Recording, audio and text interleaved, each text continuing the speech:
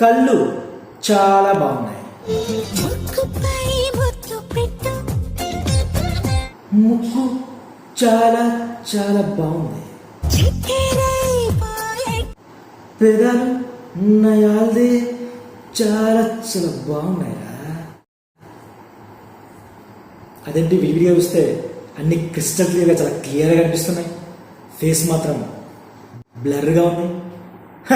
నాకు కాదు, సుహాస్కి. అదేనండి కలర్ ఫోటో ఫేమ్ సుహాస్ పరిస్థితి అదే అనమాట. తను ఇప్పుడు ఫేస్ బ్లైండ్నెస్ అనే డిసీజ్తో బాధపడుతున్నాడు. ఏంటి అర్థం కాలేదా? ప్రసన్న వదనం అనే మూవీ టీజర్ రిలీజ్ అయింది, దాని గురించి మాట్లాడుతున్నా. సో సుహాస్ తను క్యారెక్టర్స్ ఎంచుకునే విషయంలో కానీ తన క్యారెక్టరైజేషన్ తోటి ప్రేక్షకులను ఎప్పుడు ఎంటర్టైన్ చేస్తూనే ఉంటాడు.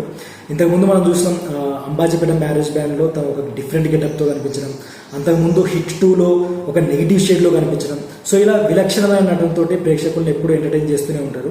అయితే ఈ ప్రసన్న వదనం టీజర్లో కూడా ఈ టీజర్ స్టార్టింగ్ విజువల్స్లో అయితే సుహాస్ ఏదో ఫోబియాతో బాధపడుతున్నట్టు, తన వెనకాల ఏదో ఒక మర్డర్ జరిగినట్టు, ఆ మర్డర్కి తనకేదో లింక్ ఉన్నట్టుగా ఇలాంటి కొన్ని విజువల్స్ చూపించడం, అంటే ఏదో ఒక థ్రిల్లర్ స్టోరీ నడుస్తుంది అన్నట్టుగా కొన్ని విజువల్స్ చూపించడం. అండ్ టీజర్ ఎండింగ్లో వైవా హర్ష మధ్యలో ఉన్న కాన్వర్జేషన్ తోటి ఈ సుహాస్కి ఫేస్ బ్లైండ్నెస్ అనే ఒక డిసీజ్ ఉంది.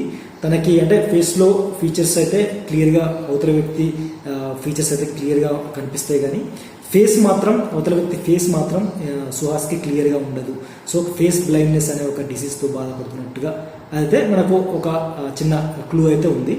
ఇంకా ఆ తర్వాత స్టోరీ ఏంటి అనేది కొంచెం ఇంట్రెస్టింగ్గా అయితే అనిపిస్తుంది టీజర్లో.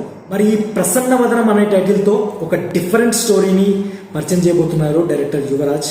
మరి ఈ థ్రిల్లర్ స్టోరీకి తన పర్ఫార్మెన్స్తో సుహాస్ ఎలాంటి ఎంటర్టైన్మెంట్ ప్రేక్షకులకు ఇవ్వబోతున్నారు అనేది వేచి చూడాల్సిందే. మరి అప్పటి వరకు అయితే టీజర్ని ఎంజాయ్ చేయండి.